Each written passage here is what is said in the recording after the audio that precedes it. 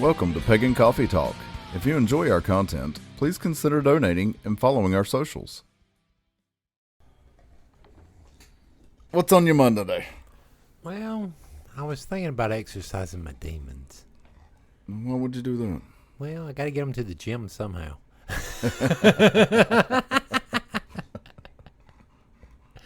Oh, you mean exercise? Oh, never mind. Not exercise. Exorcism. I'm sorry. Bad joke. All right, so exorcisms. All right, what do you want to know about exorcisms, or what do you want to talk about for exorcisms? Well, I mean, do you think we believe in them? Do we do them? Do we don't do them? I mean, we have some exorcisms in our coven book. Yeah. But we've never used them to my knowledge. No, I mean, do you believe it takes that to exercise something? Does it take a ritual? I'm thinking, the whole entire young priest, old priest, right? Pea Holy soup. water, the pea soup, the whole 9 yards. Do you think that is required? That's hard to say. I mean, most of what we see regarding exorcisms, yes, it takes a whole involved ritual. It takes, a lot of stuff involved, a lot of preparation. But yet, hold on, I'm going to be a little bit mean here. But yet, in the Bible, Christ reached out and commanded the demons to leave and go into the pigs, and then the pigs ran off with just a single command, no ritual. Right, and that's kind of where I was going with that. Is even in the Bible, and I know I've said it before, Christ said, you too can go and do the things that I have done. Right. So if that's the case, then do we really need the ritual? Do we need all that stuff? Could we not just go and command and be done with it? Let me ask this question. Is there a difference between banishing and exorcism? I think so. Okay, what do you think the difference is? I think the difference is an exorcism is essentially, it's killing off whatever is there. It's final. It's final. There's no coming back from an exorcism. Okay. Banishment. No, because I'm going to sit here and say this. So you think an exorcism's like, the whole supernatural where they take the knife and stick it in there and the demon's already dead, right? We all know what in the world I've been binge watching lately. Right. Yeah, essentially. So you think an exorcism kills off spiritual beings? I think it kills off the energy. All right. You cut it off, it's gone. I mean, it's kind of like my concept of legion. Any group of quote-unquote demons is legion. Right. It doesn't mean it's the original, but... Right. Legion, in that sense, to me, is more of a title. It's more of a... it's like a squad name. Well... if you will. I mean, if you want to look at this from, demonology and stuff, but most of them demons and blah, blah, blah in the Bible were actually ancient pagan gods. Yes, absolutely. So, do demons even really exist? Again, that depends on your particular religious path. Don't get me wrong. I believe there are entities out there that live on death and decay and despair and sure, I don't know, and all those negative emotions. I mean, they are powerful energies in and of themselves. I just don't know if we can call them demons. I don't either. I think there are dark entities out there, but not. I think the name demon has its own set of connotations that don't necessarily apply to entities like you're talking about. Right. I think those would be probably more like, I don't know, Death Eaters from the Harry Potter series, where it's what they do. They feed off of that. It's trying to circle back. We were talking about the difference between a exorcism ritual and us basically and a banishment. And well, not a banishment, but doing like what we said what Christ did, where he just deterred, and it seemed to be done through the sure fact of will. Right, where it was it was a command, it was done. Right, where the other way is a process there you have to go through this ritual or... I think, and you said it perfectly, it's will. It's will. I mean, I'm like you. I believe, again, if you have a strong enough will, if there is a quote-unquote demon in there, you just tell them to sit down and shut up, they'll obey. Right. I don't think they actually have a choice. Well, I think it's kind of like, I see those more as rebellious spirits. Right. Right. So it's kind of like your dog. Yeah. You have to train your dog. So sometimes you have to train your spirits. Right. You know? And that's where this kind of comes in. So yeah, it might be a little bit of a process, but I see it as if your will is strong enough. But I make a distinction between spirits and ghosts. Spirits to me are beings that have never been human. Yeah. But still live on this plane somehow. Yeah. Where ghosts are beings that were used to be human and died. Yeah. So again, when I sit there and say spirits, this is what I'm talking about. Yeah. So if a spirit possesses you, your will alone is enough to say, leave. Oh, absolutely. What about the possessee? Do they have the will and the power to remove the entity themselves? After possession. Okay. If you've allowed yourself to be possessed, then chances are you do not have the willpower to depossess yourself. Hold on. Argument. Okay. Point. All right. We incarnate. It is literally the exact same thing, just on the quote-unquote other end of the spectrum. All right. Here's the difference, though. And I can eject a god through my will just as much. Here's the difference. If you're just willy-nilly going through life and you haven't put up your guards or whatever. If you're just allowing anybody to move in with you. Right. Then no, I don't think you have the willpower to get rid of that. Because you don't have the willpower to do your own life the way you should. Right. I mean, because I'm not sitting here. I'm not going to. In the instance of incarnating, that's something different. That's literally saying, oh, okay, I'm allowing you some space. Right. But understand, this is my body. I am still in control. I can tell you to leave at any time. But mustering up that energy when it's going on is in the moment, it's completely different than us sitting here on the podcast talking. Well, sure it is. It's easy for us to sit there and say the will. It does take us, it even takes me a little while to gather up enough will to say, okay. Sure it does. You need to leave. But the point is, you can still do it. Yes. What's the difference between that and a quote-unquote demon possessing you? Again, it's not something that you specifically said, I'm going to allow you some space here. Come on in. Well, but it's not something you invited. Okay. It's something that you allowed to happen. Let's go with the big story, all right? The big story we grew up with was The Exorcist. Okay, yeah. Technically, the girl invited it in by playing with the Ouija board. Yeah. According to the storyline. I know the real story was completely different. Yeah. But again, my body, my will, I still think the person possessed can expel the person. When you're being taken over by a demon like that, they keep on tricking you into believing that you can't. Okay. So you won't. All right, I can see that. Where deities sort of go, well, I'm not even going to pretend like you don't even know what in the world you're... So you think it's possible for a possession to happen? Yes.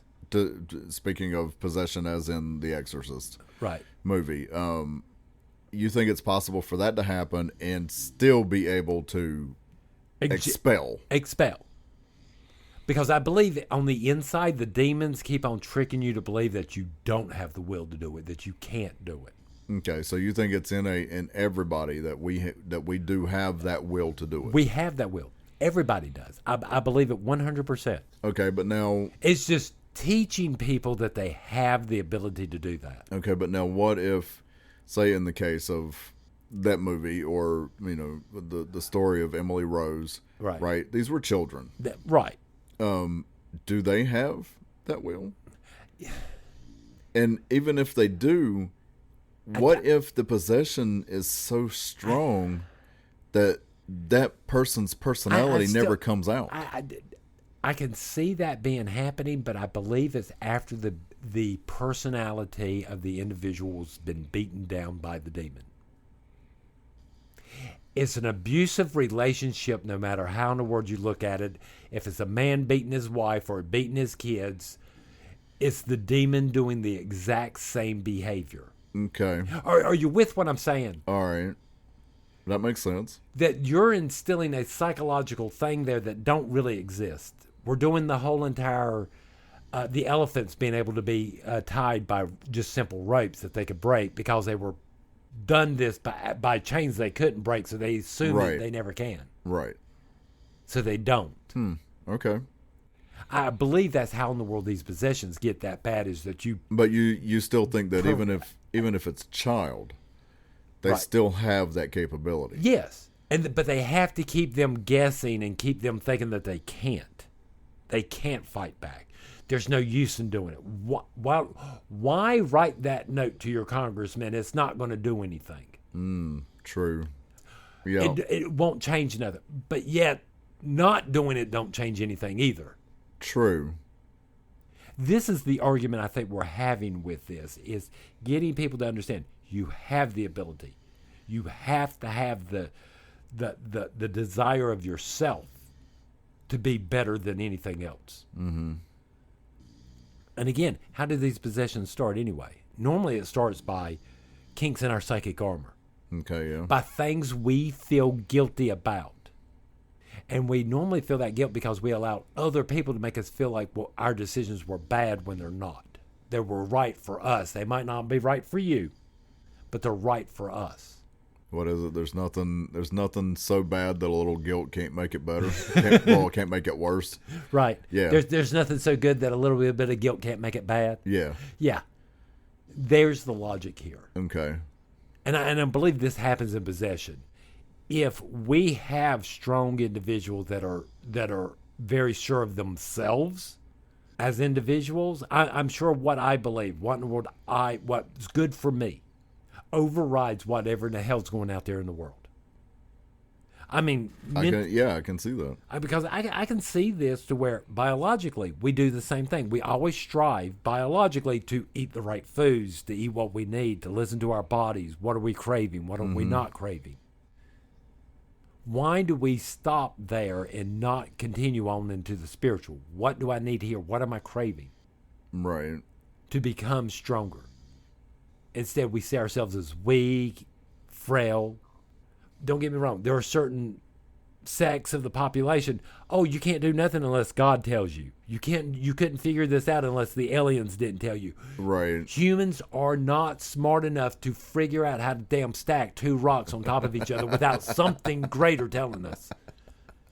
Right. At what point are we going to believe in ourselves that we can do these things? We can move. We can create. We are creative beings. Well, and I mean, I keep going back to biblical references. God, even Jesus. I don't even go that far. I go as far as Mama Cass. Sing your own song. Well, even if nobody else wants to listen. Well, but I mean, I go back to little sayings that that actually meant a lot to me growing up, and even after I left the church. Yeah. Jesus said, if you have the faith the size of a mustard seed. Anybody ever see a mustard seed? If you haven't, go see one. Trust me. If you have the faith of the size of a mustard seed, you can move a mountain. Yes. That right there should tell you you're capable of anything. The human will is an unstoppable force. Yes. That we do not wield this quite the way we're supposed to all the time. No, we don't. We don't. All right? I see so many people sit there and will sit there and watch one YouTube video and then the very next watch another YouTube video that says the complete opposite, but yet agree with both of them during the time when they're playing. Yep. What the hell? What the hell? I mean... And again, this is the mindset. This is the mindset that allows these things to take over for us. Okay. Are you with me? Yep. We're in the world. We can agree with anything, but yet we don't know what in the world we believe. Yep. And I think that becomes the root. That's the open window. That's the open door. Yes. It becomes a door or a window into doubt. Yes. And doubt is the opposite of self-will. Right. If you don't believe in yourself and you don't have that confidence, you don't have that self-assurance. And let me make sure I say this now. There's a difference between arrogance and confidence. Absolutely. Confidence say, hey, I'm going to go in there and do the best I can. I might fail. Well, I think where arrogance is, I'm going to do it perfectly to start off with. Yeah, I think confidence is not necessarily saying something like I might fail. I think it's the understanding that you will. That we do have limitations. Well, again, but it's the confidence to say that I'm going to go in there and I'm going to do this. It's that argument of we don't do things because we don't fear. We do things because we do fear. We just saw something. Is fear misunderstood? Yeah. Yes, fear is misunderstood. God, yes, it is. Fear keeps us alive. I mean, people understand fear is not weakness. No. It's an awareness. It's an awareness. It's a strength. Yes. Use it as such. You should, if you are scared, you should be hyper aware right now and watch your surroundings even more. Absolutely. That's what in the world that feeling is telling you. Yep. You need to be on higher alert. Right. Because we want to be safe. Yep. And again, this comes down to our will.